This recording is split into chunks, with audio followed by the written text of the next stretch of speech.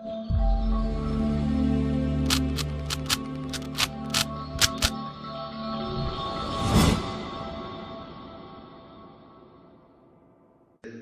یاد رکھو تمہارے رب نے خبردار کر دیا تھا کہ اگر شکر گزار بنو گے تو میں تم کو اور زیادہ نوازوں گا، اور اگر کفران نعمت کرو گے تو میری سزا بہت سخت ہے۔ اگر شکر گزار بنو گے یعنی اگر ہماری نعمتوں کا حق پہچان کر ان کا صحیح استعمال کرو گے اور ہمارے احکام کے مقابلے میں سرکشی و استکبار نہ برتو گے اور ہمارا احسان مان کر ہمارے مطیع فرمان بنے رہو گے تو میری سزا بہت سخت ہے۔ اس مضمون کی تقریر بائبل کی کتاب استثناء میں بڑی شرح و بسط کے ساتھ نقل کی گئی ہے۔ اس تقریر میں حضرت موسیٰ علیہ السلام اپنی وفات سے چند روز پہلے بنی اسرائیل کو ان کی تاریخ کے سارے اہم واقعات یاد دلاتے ہیں، پھر تورات کے ان تمام احکام کو دہراتے ہیں جو اللہ تعالیٰ نے ان کے ذریعے سے بنی اسرائیل کو بھیجے تھے، پھر ایک طویل خطبہ دیتے ہیں جس میں بتاتے ہیں کہ اگر انہوں نے اپنے رب کی فرما برداری کی تو کیسے کیسے انعامات سے نوازے جائیں گے، اور اگر نافرمانی کی روش اختیار کی تو اس کی کیسی سخت سزا دی جائے گی۔ یہ خطبہ کتاب استثناء کے ابواب نمبر 4، 6، 8، 10، 11 اور 28 تا 30 میں پھیلا ہوا ہے، اور اس کے بعض مقامات کمال درجہ مؤثر و عبرت انگیز ہیں۔ مثال کے طور پر اس کے چند فقرے ہم یہاں نقل کرتے ہیں جن سے پورے خطبے کا اندازہ ہو سکتا ہے۔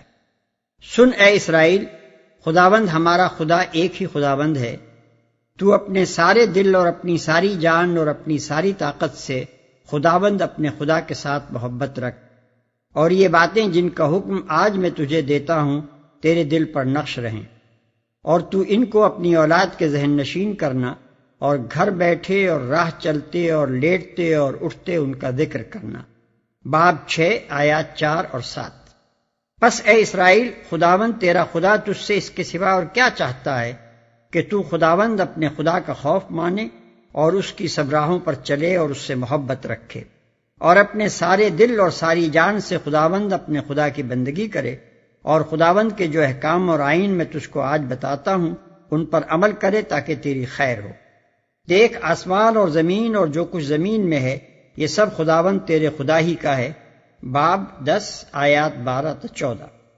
اور اگر تو خداوند اپنے خدا کی بات کو جانفشانی سے مان کر اس کے ان سب حکموں پر جو آج کے دن میں تجھے دیتا ہوں احتیاط سے عمل کرے تو خداوند تیرا خدا دنیا کی سب قوموں سے زیادہ تجھ کو سرفراز کرے گا۔ اور اگر تو خداوند اپنے خدا کی بات سنے تو یہ سب برکتیں تجھ پر نازل ہوں گی اور تجھ کو ملیں گی، شہر میں بھی تو مبارک ہوگا اور کھیت میں بھی مبارک۔ خداوند تیرے دشمنوں کو جو تجھ پر حملہ کریں تیرے روبرو شکست دلائے گا۔ خداوند تیرے انبار خانوں میں اور سب کاموں میں جن میں تو ہاتھ ڈالے برکت کا حکم دے گا۔ تجھ کو اپنی پاک قوم بنا کر رکھے گا، اور دنیا کی سب قومیں یہ دیکھ کر کہ تو خداوند کے نام سے کہلاتا ہے تجھ سے ڈر جائیں گی۔ تو بہت سی قوموں کو قرض دے گا پر خود قرض نہیں لے گا، اور خداوند تجھ کو دم نہیں بلکہ سر ٹھہرائے گا، اور تو پشت نہیں بلکہ سرفراز ہی رہے گا۔ باب 28 آیات 1-13۔ لیکن اگر تو ایسا نہ کرے کہ خداوند اپنے خدا کی بات سن کر اس کے سب احکام اور آئین پر جو آج کے دن میں تجھ کو دیتا ہوں احتیاط سے عمل کرے تو یہ سب لعنتیں تجھ پر ہوں گی اور تجھ کو لگیں گی، شہر میں بھی تو لعنتی ہوگا اور کھیت میں بھی لعنتی۔ خداوند ان سب کاموں میں جن کو تو ہاتھ لگائے لعنت اور پھٹکار اور اضطراب کو تجھ پر نازل کرے گا۔ وبا تجھ سے لپٹی رہے گی، آسمان جو تیرے سر پر ہے پیتل کا اور زمین جو تیرے نیچے ہے لوہے کی ہو جائے گی۔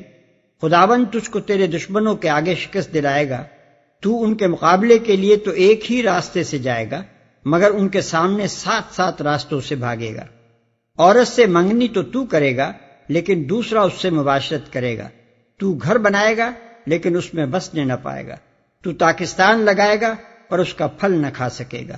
تیرا بیل تیری آنکھوں کے سامنے ذبح کیا جائے گا۔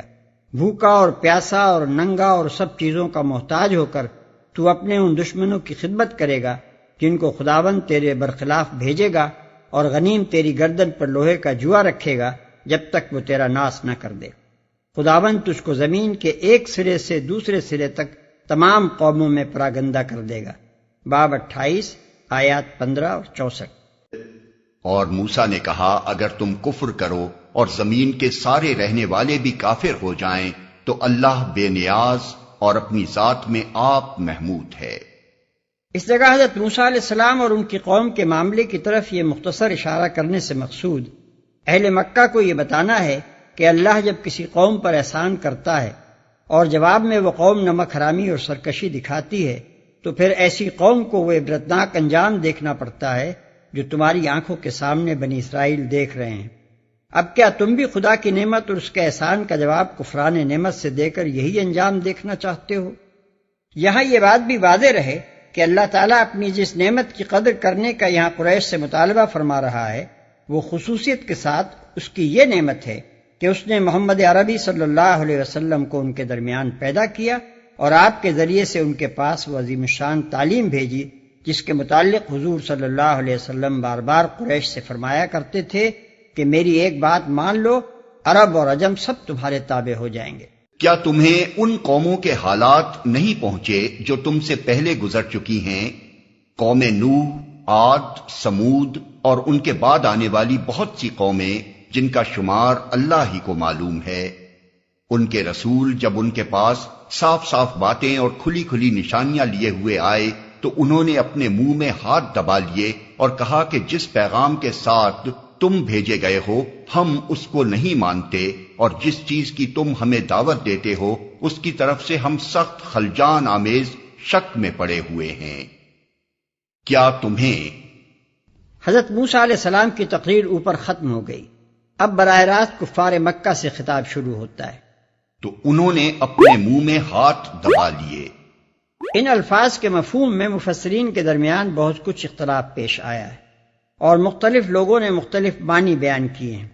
ہمارے نزدیک ان کا قریب ترین مفہوم وہ ہے جسے ادا کرنے کے لیے ہم اردو میں کہتے ہیں کانوں پر ہاتھ رکھے یا دانتوں میں انگلی دبائی، اس لیے کہ بعد کا فقرہ صاف طور پر انکار اور اچنبے دونوں مضامین پر مشتمل ہے اور کچھ اس میں غصے کا انداز بھی ہے۔ خلجان آمیز شک میں پڑے ہوئے ہیں، یعنی ایسا شک جس کی وجہ سے اطمینان رخصت ہو گیا ہے۔ یہ دعوت حق کا خاصہ ہے کہ جب وہ اٹھتی ہے تو اس کی وجہ سے ایک کھلبلی ضرور مچ جاتی ہے، اور انکار و مخالفت کرنے والے بھی پورے اطمینان کے ساتھ نہ اس کا انکار کر سکتے ہیں نہ اس کی مخالفت۔ وہ چاہے کتنی ہی شدت کے ساتھ اسے رد کریں اور کتنا ہی زور اس کی مخالفت میں لگائیں، دعوت کی سچائی، اس کی معقول دلیلیں، اس کی کھری کھری اور بے لاگ باتیں، اس کی دل موہ لینے والی زبان، اس کے دائی کی بے داغ سیرت، اس پر ایمان لانے والوں کی زندگیوں کا صریح انقلاب اور اپنے صدق مقال کے عین مطابق ان کے پاکیزہ اعمال، یہ ساری چیزیں مل جل کر کٹے سے کٹے مخالف کے دل میں بھی ایک اضطراب پیدا کر دیتی ہیں۔ داعیان حق کو بے چین کرنے والا خود بھی چین سے محروم ہو جاتا ہے۔ ان کے رسولوں نے کہا کیا خدا کے بارے میں شک ہے جو آسمانوں اور زمین کا خالق ہے؟ وہ تمہیں بلا رہا ہے تاکہ تمہارے قصور معاف کرے اور تم کو ایک مدت مقرر تک مہلت دے۔ انہوں نے جواب دیا تم کچھ نہیں ہو مگر ویسے ہی انسان جیسے ہم ہیں۔ تم ہمیں ان ہستیوں کی بندگی سے روکنا چاہتے ہو جن کی بندگی باپ دادا سے ہوتی چلی آ رہی ہے۔ اچھا تو لاؤ کوئی صریح سند جو آسمانوں اور زمین کا خالق ہے۔ رسولوں نے یہ بات اس لیے کہی کہ ہر زمانے کے مشرکین خدا کی ہستی کو مانتے تھے اور یہ بھی تسلیم کرتے تھے کہ زمین اور آسمانوں کا خالق وہی ہے۔ اسی بنیاد پر رسولوں نے فرمایا کہ آخر تمہیں شک کس چیز میں ہے؟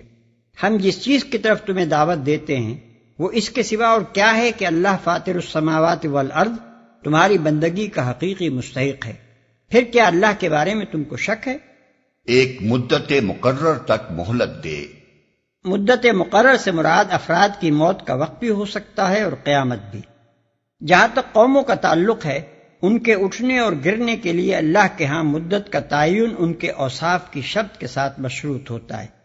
ایک اچھی قوم اگر اپنے اندر بگاڑ پیدا کر لے تو اس کی مہلت عمل گھٹا دی جاتی ہے اور اسے تباہ کر دیا جاتا ہے، اور ایک بگڑی ہوئی قوم اگر اپنے برے اوصاف کو اچھے اوصاف سے بدل لے تو اس کی مہلت عمل بڑھا دی جاتی ہے، حتیٰ کہ وہ قیامت تک بھی دراز ہو سکتی ہے۔ اسی مضمون کی طرف سورہ رعد کی آیت 11 اشارہ کرتی ہے کہ اللہ تعالیٰ کسی قوم کے حال کو اس وقت تک نہیں بدلتا جب تک وہ اپنے اوصاف کو نہ بدل دے۔ वैसे ही इंसान जैसे हम हैं। उनका मतलब ये था कि तुम हर हैसियत से बिल्कुल हम जैसे इंसान ही नजर आते हो, खाते हो, पीते हो, सोते हो, बीवी बच्चे रखते हो, भूख प्यास, बीमारी, दुखी, सर्दी, गर्मी, हर चीज के एहसास में और हर बशरी कमजोरी में हमारे मुशाबे हो। तुम्हारे अंदर कोई गैर मामूलीपन हमें नजर नहीं आता जिसकी बिना पर हम ये मान लें कि तुम कोई पहुंचे हुए लोग हो और खुदा तुमसे हम कलाम होता है और फरिश्ते तुम्हारे पास आते हैं। अच्छा तो लाओ कोई सरी सनद, यानी कोई ऐसी सनद है जिसे हम आंखों से देखें और हाथों से छुएं और जिससे हमको यकीन आ जाए कि वाकई खुदा ने तुमको भेजा है और ये पैगाम जो तुम लाए हो खुदा ही का पैगाम है। उनके रसूलों ने उनसे कहा, वाकई हम कुछ नहीं हैं मगर तुम भी जैसे इंसान, लेकिन अल्लाह अपने बंदों में से जिसको चाहता है नवाजता है, और ये हमारे इख्तियार में नहीं है कि तुम्हें कोई सनद ला दें।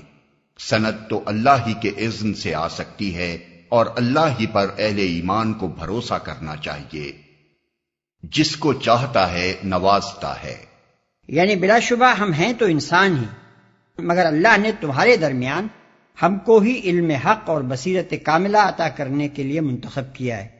इसमें हमारे बस की कोई बात नहीं, ये तो अल्लाह के इख्तियारात का मामला है। वो अपने बंदों में से जिसको जो कुछ चाहे दे। हम न ये कर सकते हैं कि जो कुछ हमारे पास आया है वो तुम्हारे पास भिजवा दें, और न यही कर सकते हैं कि जो हकीकतें हम पर मुनकशिफ हुई हैं उनसे आंखें बंद कर लें। और हम क्यों ना अल्लाह पर भरोसा करें जबकि हमारी जिंदगी की राहों में उसने हमारी रहनुमाई की है। जो अजियतें तुम लोग हमें दे रहे हो उन पर हम सब्र करेंगे, और भरोसा करने वालों का भरोसा अल्लाह ही पर होना चाहिए।